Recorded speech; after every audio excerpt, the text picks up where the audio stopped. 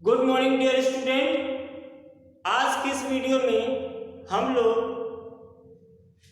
द्विघात समीकरण का जो सबसे लास्ट टॉपिक है मूलों का लक्षण, नेचर ऑफ रूट्स, उसके बारे में अध्ययन करेंगे और पढ़ेंगे। जैसा कि आप देख पा रहे हैं मूलों के लक्षण, नेचर ऑफ रूट्स।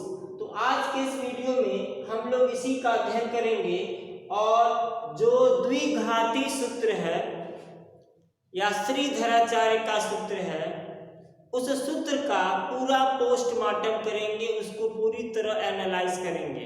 आपके बुक्स में ये सारी चीजें लिखी हुई होंगी, लेकिन बहुत से बच्चे या टीचर कहते हैं कि आप इनको याद कर लो, रट लो, पूरा रट के याद कर डालो। और बच्चे भी बहुत रटते हैं, स्टूडेंट उसको बहुत रटते हैं और रटने के बाद जब एग्जाम में बैठते हैं तो भूल जाते हैं, याद ही नहीं आता कि क्या करना है, क्या लिखना है। तो देखिए, रटने की जरूरत नहीं है। रटने वाली चीज शाम को रटेंगे, सुबह गायब हो जाएगी, डाइजेस्ट हो जाएगी, खत्म हो जाएगी। तो रटने की जरूरत नहीं है, हमें उस चीज को समझना होगा। तो आइए शुरुआत करते हैं बहुत ही सिस्टमेटिक तरीके से। सबसे पहले हम लोग श्रीधराचार्य का जो फॉर्मूला है या जो द्विघाती सूत्र है, चलिए एनसीईआरटी ने एक नया नाम ला दिया, द्विघाती सूत्र। पता नहीं श्रीधराचार्य में क्या दिक्कत थी उसको, लेकिन ठीक है, एनसीईआरटी के बुक में लिखा हुआ है द्विघाती सूत्र, तो हम लोग भी वही बात करेंगे। क्योंकि एनसीईआरटी की क्लास चल रही है तो हम लोग उसको द्विघाती सूत्र ही कहेंगे, लेकिन अब तक के पहले उसको जो है श्रीधराचार्य के सूत्र के नाम से पढ़ते आ रहे थे, हम लोग पढ़ाते आ रहे थे। ये एक नया फैशन आ गया है, ठीक है, कोई दिक्कत नहीं है। तो हम सबसे पहले ये जानेंगे कि द्विघात समीकरण ax² + bx + c = 0 को किस प्रकार से हल करके द्विघाती सूत्र अथवा श्रीधराचार्य का सूत्र प्राप्त किया जाता है। तो आइए जल्दी जल्दी स्टार्ट करते हैं। तो देखिए ax² + bx + c = 0, ये है द्विघात समीकरण का स्टैंडर्ड फॉर्म। अब इसको हम लोग पूर्ण वर्ग बनाएंगे, और पूर्ण वर्ग बना करके x का वैल्यू ज्ञात करेंगे, ठीक है। तो देखिए इसके लिए क्या करना है, इसमें सबसे पहले x² के साथ ये जो दिख रहा है, x² के साथ ये जो गुणज या गुणांक जो दिख रहा, मल्टीपल दिख रहा है, इसको ले लेंगे और इसके साथ 4 को भी शामिल कर लेंगे, यानी 4a का मतलब 4 लेना है और x² के साथ जो भी संख्या दिया रहेगा उसको लेना है, ठीक है, दोनों का गुणा कर लेना है। तो 4 × a, जैसे यहाँ पर 2 रहता तो हम 4 दूनी 8 से मल्टीप्लाई करते, तो यहाँ पर a है तो 4a से पूरे इक्वेशन को मल्टीप्लाई करेंगे तो हमें मिलेगा 4a² x²। फिर इसमें हम लोग गुणा करेंगे तो 4abx ये मिलेगा, और c के साथ 4a का गुणा करेंगे तो 4ac मिलेगा, और 0 के साथ 4a का गुणा करेंगे तो क्या मिलेगा, 0 मिलेगा। 0 के साथ कुछ मिलना है नहीं, किसी भी चीज से गुणा करिए 0 आएगा। अब इसके बाद नेक्स्ट क्या करेंगे हम लोग, ये पहला स्टेप कंप्लीट हो गया। इसके बाद ये जो 4ac है, ये जो है इसको हम लोग दूसरी साइड में ट्रांसफर करेंगे और इक्वेशन के दोनों साइड में b² को ऐड करेंगे। क्यों ऐड करेंगे, तो भी उसका मजा आपको मिलेगा कि क्यों ऐड करेंगे, अभी आपको समझ में आएगा कि क्यों ऐड करेंगे। 4abx बराबर, यहाँ थोड़ा सा दूरी बनाकर लिखते हैं 4ac। अब इस इक्वेशन के दोनों साइड में हम लोग b² ऐड करेंगे। क्यों ऐड करेंगे, ये सोचने का विषय है कि b² क्यों ऐड किए, d² क्यों नहीं ऐड किए, e² क्यों नहीं ऐड किए, नहीं, b के अलावा दूसरा कुछ ऐड नहीं करना, b² ऐड करना। b² क्यों ऐड करना, क्योंकि यहाँ देखिए 4ax, यहाँ हमारे पास b है, ये जो a है, ये देखिए यहाँ पर a है तो यहाँ पर भी a है, ax यहाँ पर ax है, तो और 4ax को छोड़ देते हैं तो यहाँ b बच रहा है, तो यहाँ इसीलिए हम लोग b² जोड़ रहे हैं। तो b² क्यों जोड़ा गया, क्योंकि जो मध्य पद है उसमें b है, इसीलिए दोनों साइड में b² जोड़ दी। इससे फायदा क्या होगा, इससे फायदा ये होगा कि ये पूर्ण वर्ग बन गया। देखिए ये क्या बन गया, ये पूर्ण वर्ग बन गया। विश्वास नहीं हो रहा तो देखिए अभी दिखा रहे हैं कि पूर्ण वर्ग बन चुका है। इसको हम लिख सकते हैं 2ax का होल स्क्वायर और ये b स्क्वायर, तो a square plus b square, ठीक है। आ गया formula a square plus b square. इस पूरे को a मानिए, इसको b मानिए, तो a square plus b square. बीच में चाहिए क्या, 2 इंटू a इंटू b। आलू का वर्ग प्याज का वर्ग, तो बीच में क्या चाहिए, 2 गुणे आलू गुणे प्याज। एक होता है a प्लस b का होल स्क्वायर का फॉर्मूला, आलू प्लस प्याज का होल स्क्वायर। जरा इस पे अल्फा से मस्ती भी हो जाएगी। आलू प्लस प्याज का होल स्क्वायर, तो हमें क्या मिलेगा फार्मूले से, आलू का स्क्वायर और यहाँ क्या मिलेगा, प्याज का स्क्वायर। अब बीच में 2 गुणा आलू और गुणे प्याज, ये हमें मिलेगा आलू का स्क्वायर प्लस 2 गुणे आलू गुणे प्याज प्लस प्याज का स्क्वायर। तो इस फॉर्मेट में अगर कोई चीज है तो उसको हम लिख सकते हैं आलू प्लस प्याज का होल स्क्वायर। तो यहाँ पर देखिए आलू की जगह पर क्या है, 2ax, तो यहाँ पर हमें चाहिए 2 गुणे आलू, आलू नहीं सॉरी 2ax चाहिए, ठीक है। ये आलू की जगह पर है तो हमें चाहिए यहाँ पे 2ax इंटू यहाँ पर देखिए प्याज का स्क्वायर, तो यहाँ को प्याज चाहिए, प्याज मतलब क्या, b चाहिए, तो a square plus 2ab plus b square के फॉर्मेट में आ गया बराबर b स्क्वायर माइनस 4ac। तो इसको हम लोग लिख सकते हैं 2ax प्लस b का होल स्क्वायर, आलू प्लस प्याज का होल स्क्वायर आ गया बराबर b स्क्वायर माइनस 4ac। तो अब देखिए यहाँ पे गणित की बात कर लेते हैं। जैसा कि पिछली वीडियो में मैंने आपसे बार बार बताया कि इक्वेशन को सॉल्व करने के लिए अगर द्विघात समीकरण है तो हमें उसे चेंज करना होता है रैखिक समीकरण में, ठीक है। रैखिक समीकरण में रैखिक बहुपद बनाना होगा, तो ये एक द्विघात बहुपद है और इस द्विघात बहुपद से x का मान आइंस्टीन के पिताजी भी नहीं निकाल सकते हैं, ठीक है। कब तक नहीं निकलेगा, जब तक कि इसको हम लोग लीनियर ना चेंज कर दें, इसको रैखिक न बना दें। तो देखिए ax square plus bx plus c को हम लोगों ने क्या किया, कुछ ऐसा प्रोसेस किया कि यहाँ पर हमारे पास एक रैखिक बहुपद प्राप्त हो गया 2ax प्लस b का होल स्क्वायर। तो इस ब्रैकेट के अंदर 2ax प्लस b रैखिक है। अब इसको हल किया जा सकता है, लेकिन समस्या क्या है, स्क्वायर के साथ। ये जो स्क्वायर है दिक्कत कर रहा है, उसको बांध के रखे हुए, तो इस स्क्वायर को हम लोग हटा देंगे। कैसे हटाएंगे, बोथ साइड समीकरण के दोनों पक्षों का वर्गमूल कर देंगे, स्क्वायर रूट कर देंगे। और जैसे ही वर्गमूल होगा तो हम लोग जानते हैं कि वर्गमूल किसी चीज का पॉजिटिव भी हो सकता है, नेगेटिव भी हो सकता है, तो यहाँ पे प्लस माइनस साइन आ जाएगा। तो ये जो करनी है स्क्वायर को कैंसिल कर देगी, तो हमें मिलेगा 2ax प्लस b बराबर plus minus under root b square minus 4ac। अब इस b को पक्षांतर करेंगे और 2a को पक्षांतर करेंगे तो हमें मिलेगा x बराबर minus b plus minus under root b square minus 4ac divided by 2a। ये c है 2a। तो ये आ गया आपका सो कॉल्ड प्रसिद्ध श्रीधराचार्य का सूत्र या द्विघाती सूत्र। अब इसमें क्या, इस फॉर्मूले में कोई भी क्वेश्चन है उस क्वेश्चन से हम लोग a b और c का वैल्यू यहाँ पे रखते हैं और रख करके हल करते हैं। तो चूंकि एक बार जोड़ना होता है और एक बार घटाना होता है तो हमें x के 2 मान मिलते हैं। x के ये जो दोनों मान मिलते हैं इन्हीं को द्विघात समीकरण का मूल या रूट कहा जाता है, ठीक है, मूल या रूट कहा जाता है। देखिए एक बार जोड़ेंगे एक बार घटाएंगे, जोड़ेंगे तो कुछ और आएगा, घटाएंगे तो कुछ और आएगा। तो x के हमें x का 2 मान मिलेगा, तो दोनों मान मिलेगा वो हाथी और घोड़ा नहीं, ये संख्या है।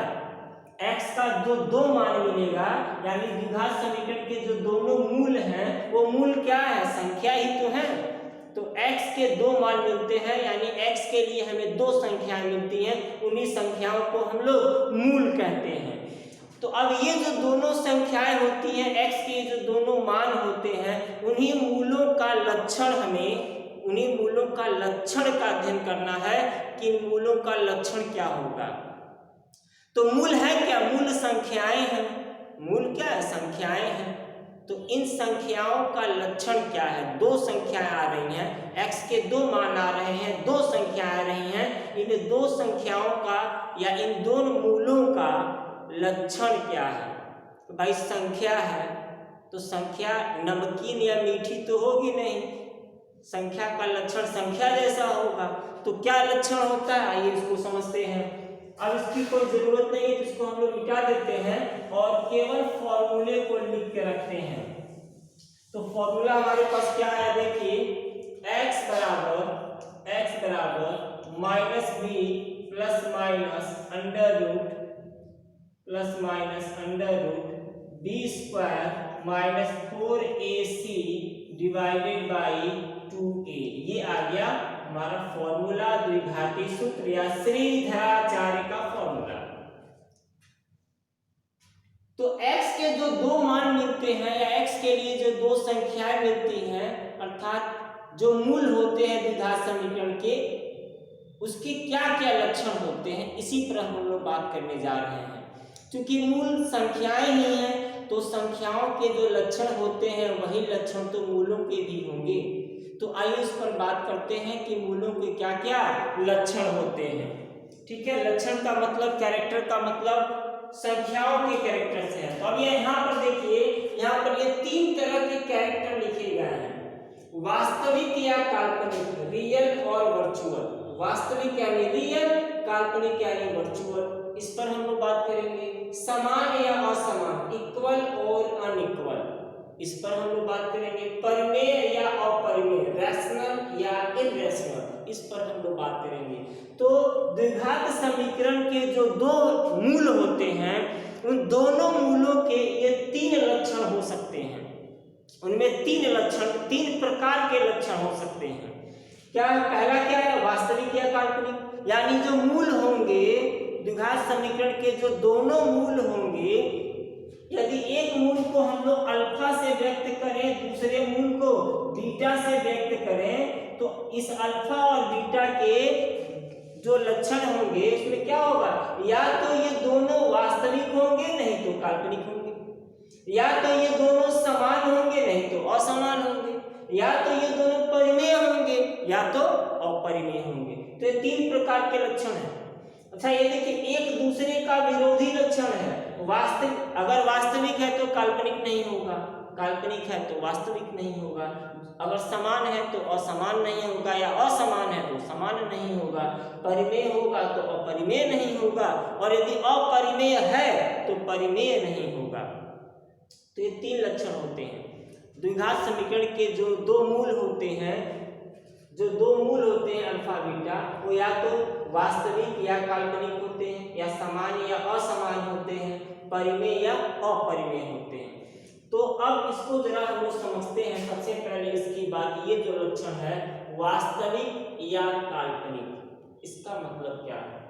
तो देखिए, वास्तविक संख्या ऐसी संख्या होती है जिसे हम लोग नंबर लाइन पर, संख्या रेखा पर किसी डेफिनेट पॉइंट के द्वारा रिप्रेजेंट कर सकते हैं, व्यक्त कर सकते हैं।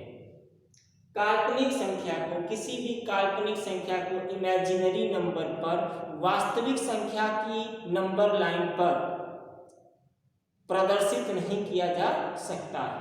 लेकिन ये तो डेफिनेशन की बात हो गई है, इसको समझेंगे कैसे कि कैसे पता चलेगा कि कब काल्पनिक आ गया। काल्पनिक का मतलब देखिए बहुत सिंपल है, करणी के अंदर कोई भी नेगेटिव नंबर आ गया तो काल्पनिक है। करणी के अंदर अगर कोई नेगेटिव नंबर आ गया तो वो क्या है, काल्पनिक है। जैसे मान लीजिए कि करणी के अंदर आया 1 - 4, अब इसको आप हल करेंगे तो करनी में क्या मिलेगा, -3। -3 का वर्गमूल एग्जिस्ट नहीं करता है, -3 का वर्गमूल। तो -3 का वर्गमूल कितना होता है पता ही नहीं, किसी को नहीं पता, पूरी दुनिया में किसी को नहीं पता है कि -3 का वर्गमूल क्या होगा। तो जो नहीं पता है तो ऐसी संख्या को हम लोग कहते हैं काल्पनिक संख्या, इमेजिनरी नंबर। इसको हम लोग कहते हैं इमेजिनरी नंबर या काल्पनिक नंबर, क्योंकि -3 का वर्गमूल क्या होगा ये पूरी दुनिया में कोई नहीं जानता, इसको ज्ञात नहीं किया जा सकता है। तो ऐसी संख्याओं को हम बोलते हैं काल्पनिक संख्या। तो श्रीधराचार्य के सूत्र में ये जो कांस्टेंट है ए बी सी, इसका मान रखकर हल करते समय यदि ये जो करणी है इसके अंदर नेगेटिव आ गया तो हम लोग लिख देंगे कि मूल काल्पनिक है, और यदि 0 आया या 0 से बड़ा आया तो पॉजिटिव होगा। तो खैर उसकी बात हम लोग बाद में करेंगे। तो ये हो गया वास्तविक या काल्पनिक। समान या असमान, जैसे x के दो मान हमें मिल रहे हैं, अगर ये दोनों मान बराबर हों आपस में, अगर दोनों मान आपस में बराबर हों, पहला मूल और दूसरा मूल, मान लीजिए पहला मूल भी 3 आया, दूसरा मूल भी 3 आया, तो इसका मतलब क्या है कि दोनों मूल समान हैं। और अगर पहला मूल 3 आया, दूसरा मूल 5 आया, या पहला मूल 1 आया, दूसरा मूल 4 आया, तो इसका मतलब है कि मूल असमान है, ऐसा होता है। परिमेय या अपरिमेय, परिमेय का मतलब मान लीजिए कि x का मान ज्ञात करते समय कोई ऐसी संख्या आई जो करणी वाली संख्या नहीं है, जिस पर करणी नहीं है, जैसे x का मान 2 और 4 आए, तो 2 और 4 परिमेय संख्याएं हैं, या 1/2 3/4 आए परिमेय परिमेय है, मतलब वो करणी के अंदर न रहे। तो जब करणी के अंदर नहीं है तो परिमेय है, और यदि करणी के अंदर है तो अपरिमेय है। मतलब x के लिए, इस x के लिए ये जो व्यंजक है इसको हल करते समय, x के लिए इस व्यंजक को हल करते समय यदि करणी हट गई तो मूल परिमेय होगा, और यदि करणी नहीं हटी तो मूल अपरिमेय होगा। ठीक है, तो ये थे मूलों के लक्षण। अब इसको और थोड़ा हम लोग बढ़िया तरीके से समझेंगे। अब ये देखिए, मूलों के ये जो 3 लक्षण हैं, वास्तविक या काल्पनिक होना, समान या असमान होना, और परिमेय या अपरिमेय होना, ये मूलों के ये जो तीनों लक्षण हैं, ये जो तीनों नेचर है रूट्स के, इसको कंट्रोल कौन करता है? ये डिसाइड कहाँ से होते हैं कि क्या आएगा? ये डिसाइड करता है ये करणी के अंदर आपको ये जो पद दिखाई दे रहा है b² - 4ac, यही मूलों के लक्षण का कारण है। इसी के कारण, इसी की वजह से मूल समान या असमान होते हैं, इसी की वजह से मूल वास्तविक या काल्पनिक होते हैं, और इसी की वजह से मूल परिमेय या अपरिमेय होते हैं। सारा दोष इसी को है, b² - 4ac, यही वो अपराधी है जिसकी वजह से मूल वास्तविक या काल्पनिक होते हैं, समान या असमान होते हैं, और परिमेय या अपरिमेय होते हैं। तो यदि श्रेय देना है तो श्रेय इसी का है, दोष देना है तो इसी का दोष है। किसका? b² - 4ac। तो इसीलिए हम लोगों ने इसका एक अलग नाम रख दिया, और इसका नाम क्या है? इसको हम लोग कहते हैं डिस्क्रिमिनेंट या विविक्तर। तो देखिए, जो b² - 4ac है, b² - 4ac, इसका नाम है, इसका जो नाम है वो है विविक्तर। विविक्तर, देखिए यही इसका नाम है, विविक्तर। b² - 4ac को हम लोग विविक्तर बोलते हैं, और इसको इंग्लिश में हम लोग बोलते हैं डिस्क्रिमिनेंट। डिस्क्रिमिनेंट, इंग्लिश में इसका नाम है डिस्क्रिमिनेंट, और हिंदी में इसको बोलते हैं विविक्तर। इसका जो वैल्यू है b² - 4ac का, इसी के मान से, इसी के वैल्यू से ये डिसाइड होता है कि जो मूल आएंगे वो मूल वास्तविक या काल्पनिक होंगे, कि समान या असमान होंगे, कि परिमेय या अपरिमेय होंगे। तो आए समझ में? मूलों के ये 3 लक्षण हैं, और ये 3 लक्षण के इसमें से मूल जो है कौन सा लक्षण धारण करेगा, किसी द्विघात समीकरण का मूल कौन सा लक्षण धारण करेगा, ये किस पे डिपेंड करता है? ये डिपेंड करता है b² - 4ac पर, और इस b² - 4ac का नाम क्या है? विविक्तर, और अंग्रेजी में इसको हम बोलते हैं डिस्क्रिमिनेंट। ठीक है, तो संक्षेप में आइए इसको हम लिखते हैं D for discriminant. D stands for discriminant, तो D = b² - 4ac। अब आइए समझते हैं कि b² - 4ac किस प्रकार से मूलों के लक्षण को डिसाइड करता है। ठीक है, ये बहुत इंपॉर्टेंट बात है, ये समझ लेना, यही समझना है कि बी स्क्वायर माइनस 4ac किस प्रकार से मूलों के लक्षण को कंट्रोल करता है, डिसाइड करता है। अगर ये चीज आपके समझ में आ गई तो आप इसको कभी भी इसको रटने की आवश्यकता नहीं है और हमेशा याद रहेगा। तो आइए समझते हैं। एक चीज देखिए, सबसे पहला बात, यदि बी स्क्वायर माइनस 4ac बराबर 0 हो जाए, ठीक है, यदि बी स्क्वायर माइनस 4ac बराबर 0 हो जाए अर्थात विविधकर का मान 0 हो जाए, कहने का मतलब क्या है कि जो भी द्विघात समीकरण दिया रहेगा उस समीकरण में से a, b और c का मान इसमें रखेंगे, तो इसमें रखेंगे तो यहाँ पर भी तो रखेंगे, बी स्क्वायर b की जगह b का मान, a की जगह a का मान, c की जगह c का मान रखेंगे, इसको हम लोग बोलते हैं विविधकर। तो जो विविधकर है केवल इसकी बात हो रही है, इतने की बात हो रही है विविधकर, अगर विविधकर का मान 0 हो तो क्या होगा, अगर विविधकर का मान 0 हो तो क्या होगा, इसको समझने की जरूरत है कि विविधकर का मान 0 हो तो क्या होगा। देखिए अगर विविधकर का मान 0 हो गया, अगर विविधकर का मान 0 हो गया तो एक चीज ध्यान दीजिए, x के दो मान हमें क्यों मिल रहे हैं, x बराबर minus B plus minus B square minus 4ac बटे 2a। यहाँ x के दो मान हमें मिलते हैं, क्यों दो मान मिलते हैं, क्योंकि एक बार इसको b में जोड़ा जाता है और एक बार इसको b में घटाया जाता है, प्लस माइनस लेकर यही तो बैठा है, बी स्क्वायर माइनस 4ac तो प्लस माइनस लेकर बैठा है, एक बार ये b में जुड़ता है, एक बार ये b में घटता है, तो जब जुड़ेगा तो कुछ और मान देगा, घटेगा तो कुछ और मान देगा, लेकिन यदि यही 0 हो जाए तो न जुड़ेगा न घटेगा, तो जब न जुड़ेगा न घटेगा तो x का मान कितना आएगा, माइनस बी बाई 2a, यानी x का एक ही मान आएगा। जब x का एक ही मान आने का मतलब दोनों मूल समान आएंगे, यानी पहला मूल भी यही है और दूसरा मूल भी यही है।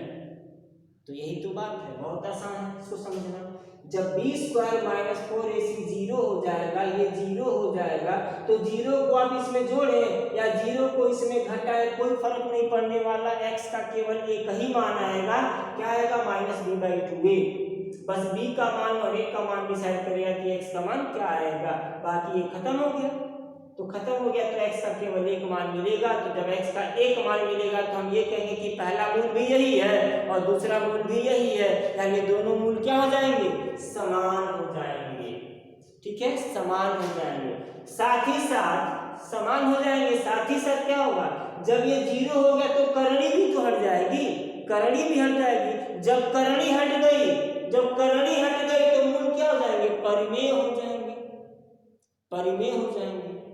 साथ ही साथ जब करणी हट गई, करणी की वजह से ही काल्पनिक मूल आता है, करणी की वजह से ही काल्पनिक मूल आता है, लेकिन जब करणी हट गई तो काल्पनिक भी तो नहीं आएगा। तो 0 होने से क्या फायदा, 0 होने से ये होगा कि करणी हट जाएगी तो परिमेय हो जाएगा और वास्तविक हो जाएगा। तो कंडीशन हमें क्या मिला कि यदि बी स्क्वायर माइनस 4ac सिर्फ यह 0 के बराबर हो तो मूल, जो मूल होते हैं वो क्या होंगे, मूल देखिए वास्तविक होंगे, समान होंगे और परिमेय होंगे। तो हमें तीन बातें मिलती हैं कि यदि बी स्क्वायर माइनस 4ac बराबर 0 तो मूल क्या होंगे, वास्तविक होंगे, ठीक है, मूल वास्तविक होंगे, समान होंगे और परिमेय होंगे। ये तीन प्रकार के, ये तीनों लक्षण मूलों में नजर आएंगे कि जो मूल आए हैं वो वास्तविक है, समान है और परिमेय है। अब चलते हैं कंडीशन नंबर 2।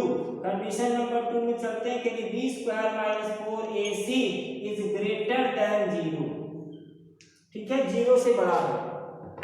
अगर बी स्क्वायर माइनस 4ac का मान 0 से बड़ा हो तो क्या होगा।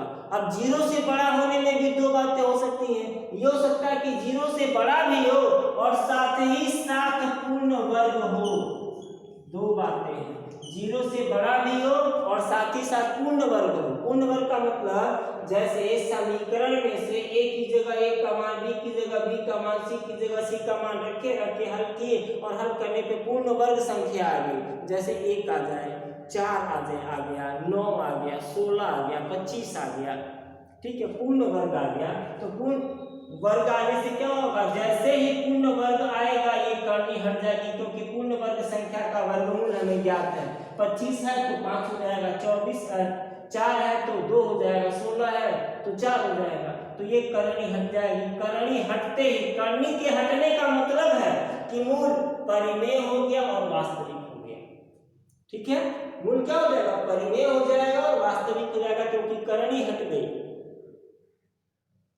लेकिन प्लस माइनस तो रहेगा, तो एक बार जोड़ेंगे तो अलग मान आएगा और घटाएंगे तो अलग मान आएगा। यानी मूल क्या होंगे, पहली चीज वास्तविक तो होंगे ही होंगे, परिमेय होंगे, ठीक है, परिमेय होंगे, और क्या होंगे, असमान होंगे, असमान होंगे। ठीक है, दोनों का मान अलग अलग आएगा, दो मूल आएंगे, दोनों का मान अलग अलग आएगा, क्योंकि जोड़ेंगे तो कुछ और आएगा, घटाएंगे तो कुछ और आएगा।